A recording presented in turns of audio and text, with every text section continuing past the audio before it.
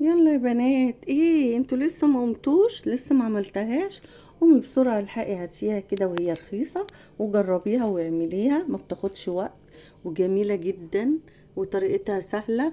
يلا بسرعه بسرعه بسرعه، روحي يلا وهاتي وتعالي. وتعالي خشي معايا الفيديو واعرفي الخطوات ازاي، واعرفي انا بعملها ازاي.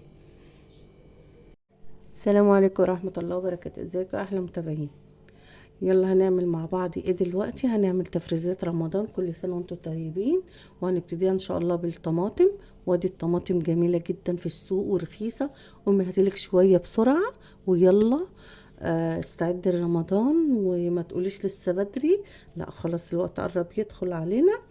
وهاتي الطماطم اغسليها حلو قوي، وروحي مسكاها منضفاها وعينه العنقود منها. ويلا نحطها على البوتاجاز بطريقه سهله، هنعملها بطريقه سهله ومش هتاخد وقت. يلا بينا. ادي يا بنات الطماطم اهي حطيتها على البوتاجاز، وانا ما حطيتش ميه خالص منها فيها. ليه ما حطيتش ميه؟ هي هتنزل ميتها. هعلي عليها شويه وبعد كده لما تبتدي تغلي. يلا كده لو ليكي صاحبه كده ولا حاجه، يلا اعملي لها، خليها تعمل لي متابعه كده عشان نعمل تفريزات رمضان مع بعضينا. يلا هنسيبها لحد ما تغلي وارجع اقول لكم هنعمل ايه مع بعض. دي يا بنات الطماطم اهي نزلت الميه. الميه دي انا مش عايزاها بقى. بصوا الميه دي بتبقى صفرة.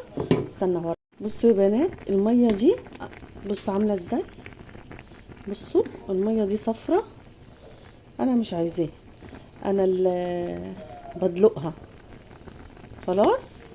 عشان كده بخلي الطماطم سليمه، ما بقطعهاش عشان ما تتهرش في الميه واستعمل الميه.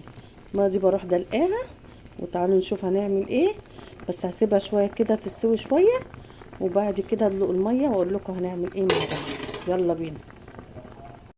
ادي الطماطم بتاعتنا اهي يا بنات غليت، وصفيت الميه، كان فيها ميه صفرة صفيتها وخليت شويه صغيره.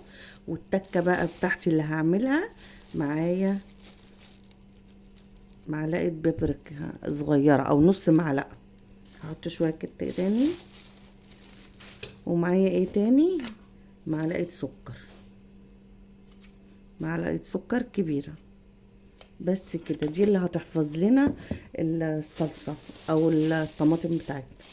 وهعمل ايه تاني؟ هضرب طبعا انا سبتها بردت شويه. هضربها. انا طفيت عليها شويه كده وبردت. هضربها، لا اما شوفي انت اضربيها في الخلاط، بس لازم الخلاط يبقى بارد. او لو معاك الهندر بلاند اضربيها فيه. فانا همسكها اضربها كلها بيه. بس اهم حاجه تكون بارده شويه عشان متبوظش الخلاط بتاعي. انا مسكتها بضربها اهو بس عشان الصوت. فانا ايه هفصل عشان الصوت. اهي يا بنات ضربتها اهي خلاص. وايه هسيبها بقى ايه تغلي غلوه كده وتبرد. وبعد كده هنعبيها مع بعض ايه في كيس. بصوا جميله ازاي. عايزين تصفوها بعد الخطوه دي صفوها، انا منعماها قوي ومش هصفيها. انتوا عايزين تصفوها صفوها. انا يعني هي نعمت معايا قوي ومفيهاش حاجه. يلا بقى هسيبها تبرد ونرجع نشوف هنعمل ايه. ادي يا بنات الكيس اهو. آه بعبي الطماطم اهي. وتعملوا ايه؟ بصوا نروح عاملين كده ونطلع الهواء.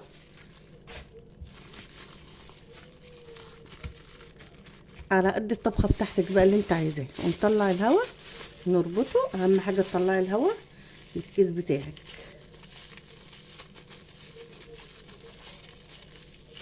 طريقه سهله جدا وما خدتش وقت. للبنات اللي ما بتحبش دخول المطبخ اعملي الطريقه دي سهله جدا. ها يلا اللي لسه ما اشتريتش طماطم. طماطم لسه رخيصه، الحق هاتيلك شويه واعملهم بسرعه. هتنفعنا في رمضان ان شاء الله وغير رمضان. مش بنعمل التفريزات دي عشان رمضان، احنا بنعمل رمضان بس من غير رمضان.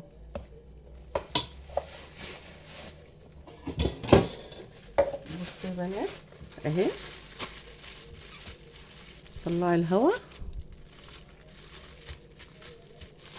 وتحطي الكمية على قد الطبخ.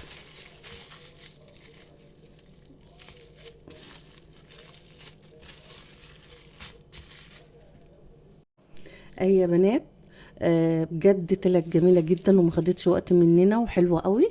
انا ما حطيتش بنجر ولا حطيت فيها اي حاجه ولا ماده حافظه. هي بصراحه معلقه السكر هي ماده حافظه، وما بحبش فيها البنجر لاني انا مش بستطعمه في الصلصه بصراحه. هي هي جميله كده جدا وسهله وما خدتش معايا وقت. يلا قومي كده وشطري اي بنت كده متضايقه مش قادره تقف في المطبخ، دي ما بتاخدش وقت. قومي هاتيها وجربيها كده وهتنفعك. وتعب ساعه ولا كل ساعه، تتعبي شويه بس هترتاحي بعد كده. قال لكم ايه اللي وصل لحد كده يعمل لايكات ويعمل لي اشتراكات عشان يجيله كل جديد من مطبخ مرة. اقول لكم ايه، مع السلامه يا احلى متابعين في الدنيا. هتوحشوني من الفيديو ده لحد الفيديو اللي جاي. مع السلامه.